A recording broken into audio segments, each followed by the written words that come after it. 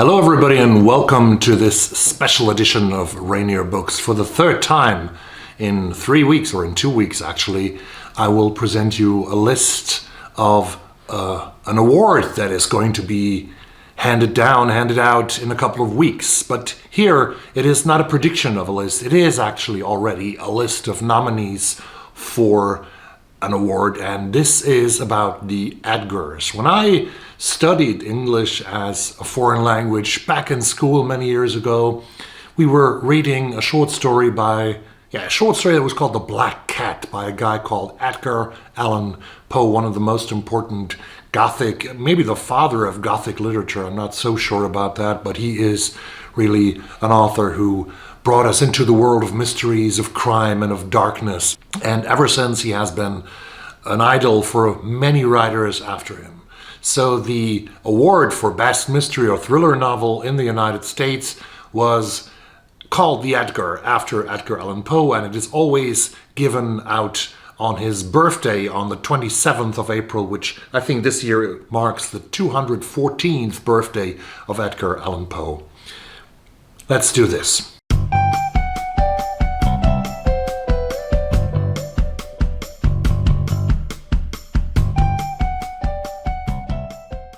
Well, there are actually more than a dozen awards that are going to be given to writers, mostly to writers actually, but also to other people when the Edgars hold their big party at the New York Marriott Marquis, Times Square in New York. They have more than a dozen different awards. Among them there are Young Adult Literature, Best Young Adult Novel for the in the genre, Best Young Adult in the genre, or Best Television Episode, Teleplay, and many others, and some awards that sort of honor the work of a lifetime achievement. But I concentrate today on two categories that are very interesting: Best Novel and Best Fact Crime, which you could also call true crime. So here we go. The 6 nominees for Best Novel this year are Devil House by John Darnielle, published by MCD on January 25 last year. John Darnielle is not only a writer, I think this is his second novel. I'm not so sure. I think it's his second novel. But he's also very well known as a musician, as a singer, as a guitar player, as a very beautiful guitar player and singer and songwriter, because he is one of the leading figures and leading persons of the American indie band Mountain Goats. If you haven't heard Mountain Goats, you should absolutely do that right after this video. It's a great band. I love them. This is Darnielle's second thriller. His first one, Wolf and White Van, was a New York Times bestseller. And yeah, let's talk about the book. What does the publisher say about it? Gage Chandler is descended from kings. That's what his mother always told him. Years later, he's a true crime writer with one grisly success and a movie adaptation to his name, along with a series of subsequent less notable efforts. But now he's being offered the chance for the big break, to move into the house where a pair of briefly notorious murders occurred, apparently the work of disaffected teens during the satanic panic of the 1980s. Chandler finds himself in Milpitas, California, a small town whose name rings a bell. His closest childhood friend lived there once upon a time.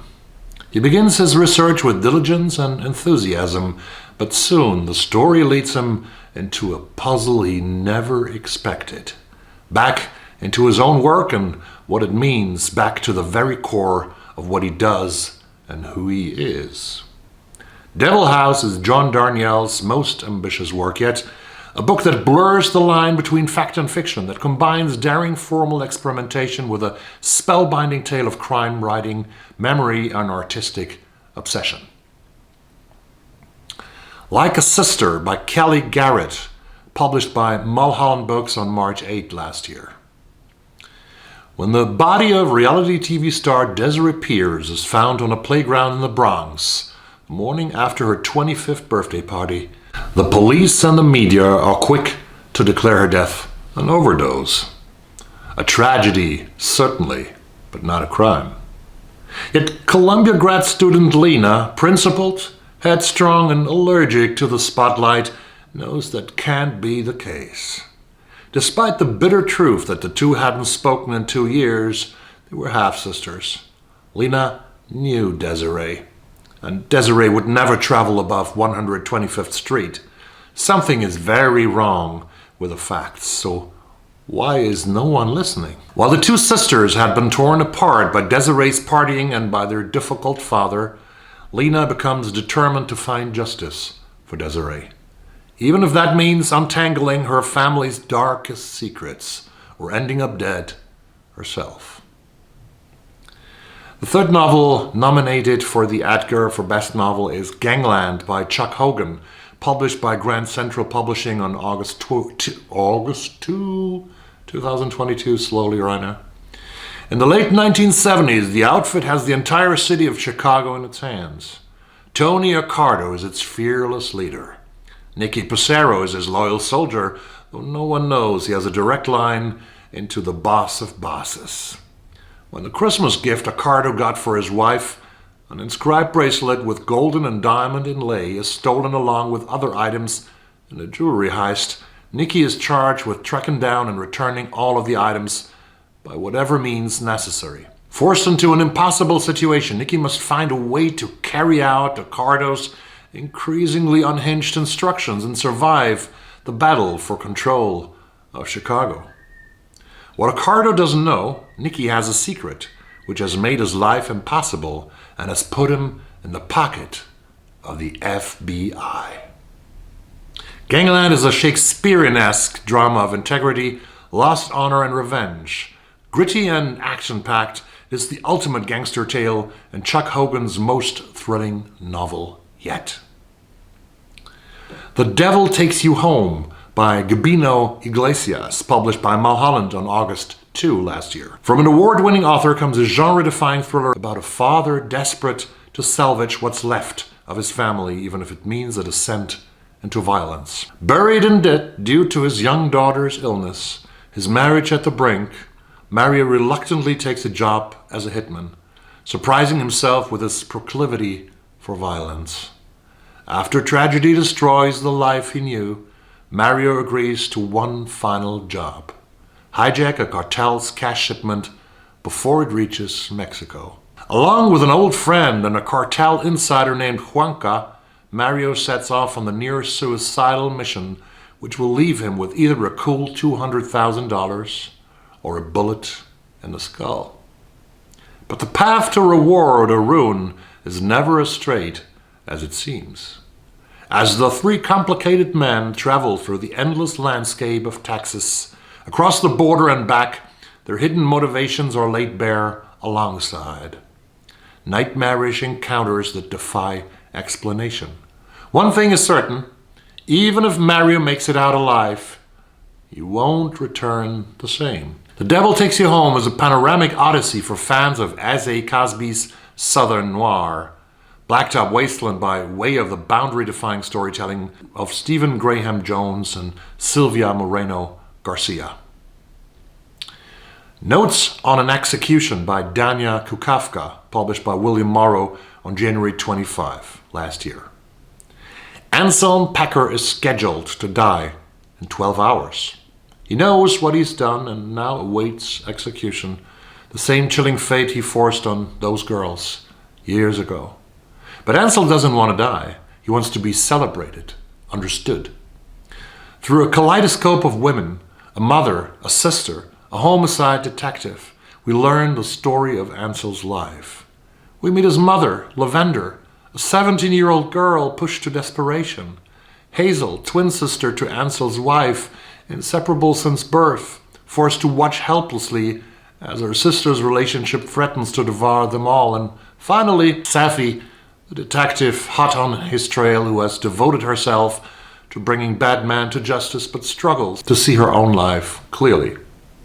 As the clock ticks down, these three women sift through the choices that culminate in tragedy, exploring the rippling fissures that such destruction inevitably leaves in its wake.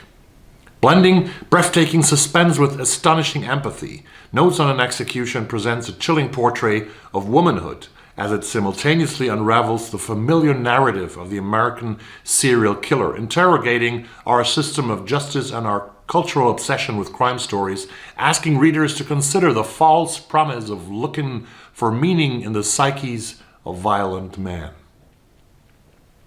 The last nominee for Best Novel is probably the best known of these 6 titles yet, at least for me. I haven't read it yet. I've ordered 4 of these books now from the library, actually. The Stockholm Library is so amazing. They have 4 of these 6 titles, actually, on their shelves somewhere. Not here in Farsta where I live, but somewhere else. And they will bring it to Farsta and I can pick them up there for free. The Maid is number 6 by Nita Prose, published by Ballantine Books on January 4 last year. Molly Gray is not like everyone else. She struggles with social skills and misreads the intentions of others. Her Gran used to interpret the world for her, codifying it into simple rules that Molly could live by. Since Gran died a few months ago, 25-year-old Molly has been navigating life's complexities all by herself. No matter, she throws herself with gusto into her work as a hotel maid.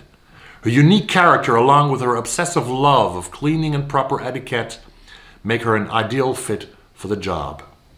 She delights in donning her crisp uniform each morning, stocking her card with miniature soaps and bottles, and returning guest rooms at the Regency Grand Hotel to a state of perfection. But Molly's orderly life is upended the day she enters the suite of the infamous and wealthy Charles Black, only to find it in a state of disarray, and Mr. Black himself dead in his bed. Before she knows what's happening, Molly's unusual demeanor has the police targeting her as their lead suspect. She quickly finds herself caught in a web of deception, one she has no idea how to untangle. Fortunately for Molly, friends she never knew she had unite with her in a search for clues for what really happened to Mr. Black. But will they be able to find the real killer before it's too late? A clue-like locked-room mystery and a heartwarming journey of the spirit, The Maid explores what it means to be the same as everyone else and yet entirely different, and reveals that all mysteries can be solved through connection to the human heart. This is a good selection of novels for Edgar, for the Edgars, for Best Novel, and I hope to read some of them. If you have read some of them, please tell me in the comments down below.